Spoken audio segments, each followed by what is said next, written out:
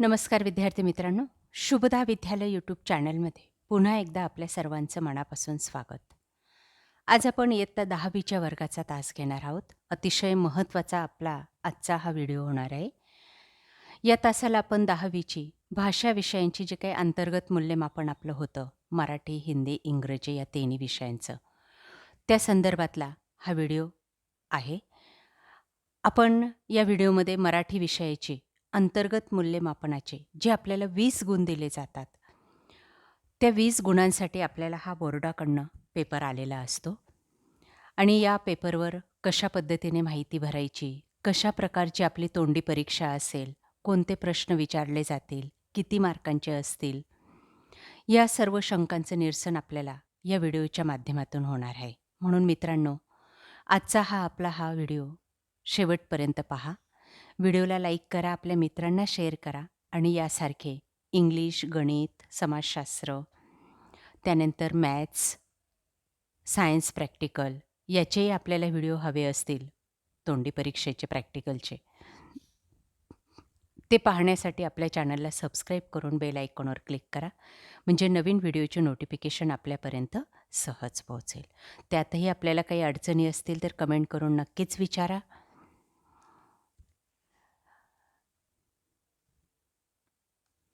बघा, या ठिकाणी मराठी विषयाच्या तोंडी परीक्षेसाठी आपल्याला अशा प्रकारचा पेपर किंवा ही उत्तरपत्रिकाचे ही तुम्हाला बोर्डाकडनं मिळालेली असेल. एकूण 20 गुणांची आपल्याला ही परीक्षा द्यायची आहे. त्यामध्ये अशा प्रकारचे प्रश्न असतील. आपले मराठी विषयाचे विषय शिक्षक आपल्याला प्रश्नपत्रिका देतील आणि तिची ही आन्सरशीट आपल्याला या ठिकाणी लिहायची असेल. बघा, हे बॅक पेज.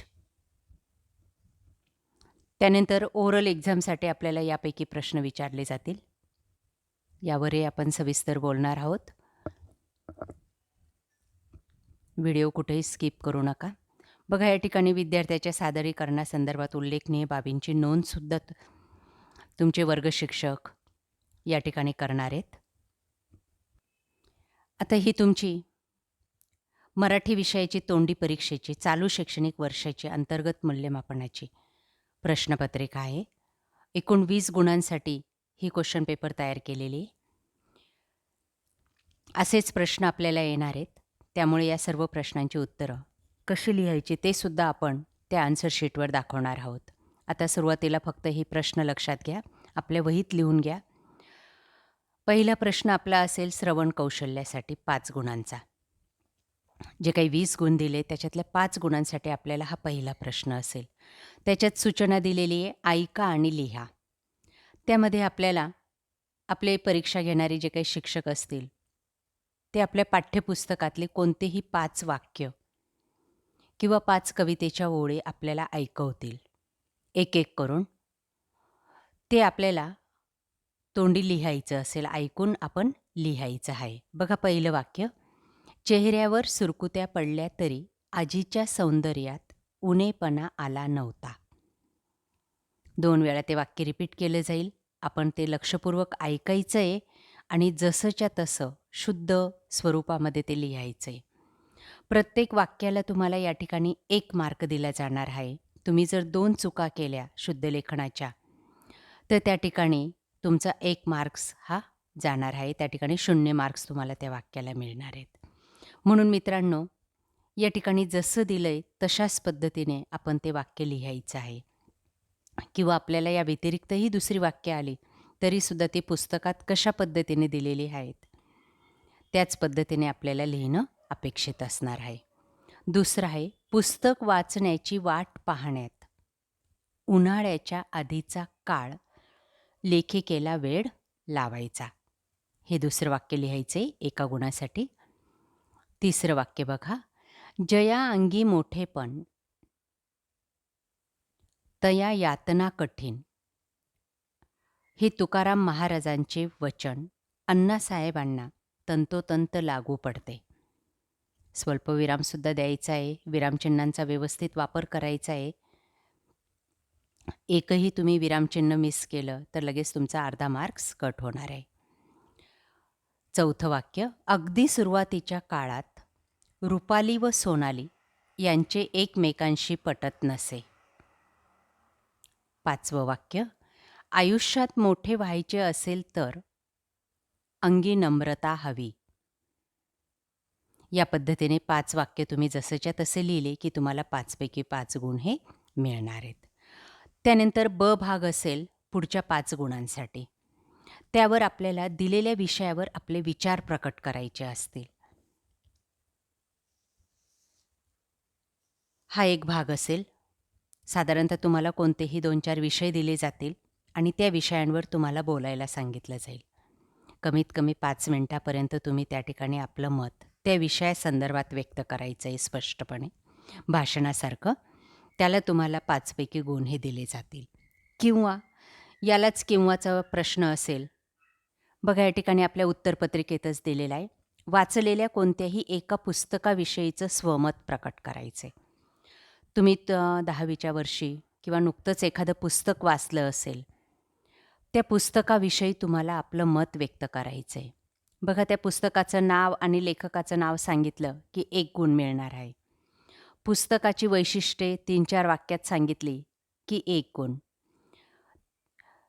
त्याच्यानंतर तुमच्या बोलण्यातला ओघ, आत्मविश्वास तो पाहून 1 मार्क्स दिला जाईल. पुस्तकाबाबत स्वतःचं स्वमत जे काही असेल, तुम्ही अभिप्राय व्यक्त कराल, त्याला 1 गुण दिला जाईल. त्या अभिव्यक्तीची परिणामकारकता काय आहे, त्याला 1 गुण. असे 5 पैकी गुण तुम्हाला त्या विषयाला मिळतील.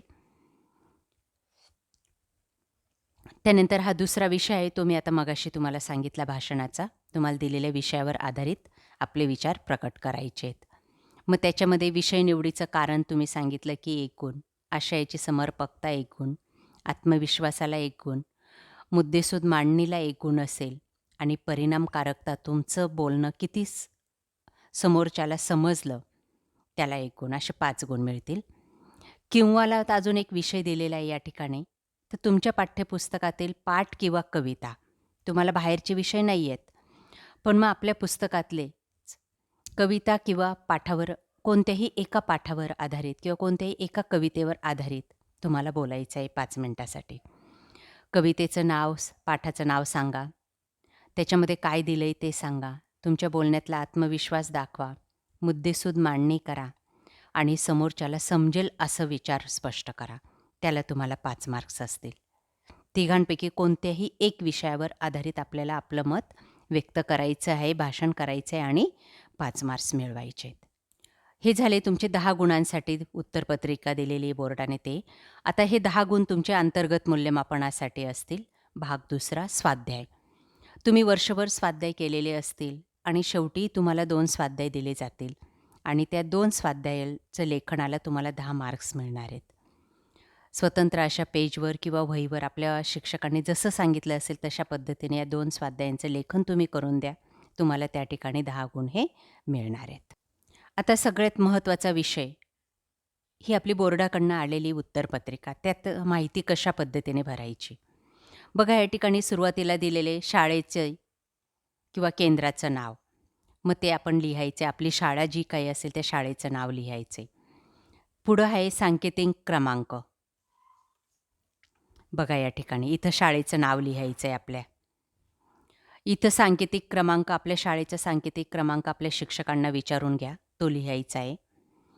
त्यानंतर तुमचं सेंटर कोणतं आहे, तुमच्या गावाचं नाव, तुमची शाळा कोणत्या गावात आहे ते लिहायचं आहे. त्यानंतर तुमचं पूर्ण नाव, तुमचा बैठक क्रमांक, तुम्हाला बोर्डाकडनं मिळालेला सीट नंबर असेल तो या ठिकाणी अचूकरित्या टाकायचा आहे. त्यानंतर हाच सीट नंबर अक्षरात लिहायचा आहे. D056,712. बऱ्याच विद्यार्थ्यांचा या ठिकाणी गोंधळ होतो, ते तुम्ही नीट लिहा. तुम्हाला जर रिसीट मिळालं असेल त्या रिसीटवर पाहूनसुद्धा तुम्ही हे अक्षरात लिहू शकतात. त्यानंतर परीक्षार्थ्याची सही, तुमची स्वतःची सही, तुम्ही बोर्डाच्या फॉर्मवर जी सही केली असेल ती सही या चौकटीत करायची आहे. तुमचा पेपरचा दिनांक, आता 2 तारखेपासून आपले 2 फेब्रुवारीपासून ही परीक्षा चालू होते आणि मग त्यानंतर आपला पेपर ज्या दिवशी होईल त्या दिवसाची तारीख या ठिकाणी टाकायची आहे. त्यानंतर विषय, मराठी, हिंदी, इंग्रजी जी प्रश्नपत्रिका असेल तो विषय. उत्तर लेखनाची भाषा मराठी, हिंदी, इंग्रजी जी असेल ती लिहायची. आता मराठीचा पेपर आपण सोडवत आहोत म्हणून ही मराठी आपण या ठिकाणी लिहिलेलं आहे. त्यानंतर बघा हे आपल्याला गुण कसे मिळणार आहेत. 5 गुण हे श्रवण कौशल्यासाठी आहेत, 5 गुण भाषणासाठी आहेत. असे एकूण 10 गुण होतील. स्वाध्याय तुम्हाला द्यायचे आहेत 2 स्वाध्याय, त्याचे 5-5 गुण. असे एकूण 20 पैकी गुण हे बोर्डाला पाठवायचे आहेत. त्यानंतर तुमचे जे सुपरवायझर असतील ते या ठिकाणी सही करतील. शाळेच्या मुख्याध्यापकांचा सही शिक्का येईल या ठिकाणी. पहिला प्रश्न आपला बघा श्रवण कौशल्य. आपण मगाशीच प्रश्नपत्रिका पाहिली. याच्यामध्ये सुद्धा तुम्हाला ऑर दिलेले आहेत. पहिले गद्य आकलन, एक उतारा दिला जाईल आणि त्या उतार्यावर आधारित 5 प्रश्न दिले जातील. त्यांची उत्तरं तुम्हाला लिहायची असतील. दुसरा विभाग आहे ऐका आणि लिहा. हा दुसरा विभाग मी या ठिकाणी निवडलेला आहे. तिसरा आहे पद्य आकलन. कवितेच्या 5 ओळी असतील. त्यानंतर किंवा कवितेवर एक कविता दिली जाईल आणि त्या कवितेवर आधारित 5 प्रश्न विचारले जातील. त्यांची उत्तरं तुम्हाला लिहावी लागतील. किंवा एक ऑडिओ क्लिप तुम्हाला ऐकवली जाईल आणि त्याच्यावर प्रश्न विचारले जातील. त्यांची उत्तरं तुम्हाला या ठिकाणी लिहायची आहेत. आपण हा दुसरा पर्याय निवडलेला आहे. बघा आता त्याचं उत्तर, तो प्रश्न आपण जो काही प्रश्नपत्रिका पाहिली ती अशा पद्धतीने अचूकरित्या लिहायचे. ऐका आणि लिहा. 5ही वाक्य स्वच्छ सुंदर अक्षरात लिहायचे आहेत. तेव्हा आपल्याला पैकीच्या पैकी गुण हे मिळतील. पुढची 3 वाक्य या पद्धतीने लिहा.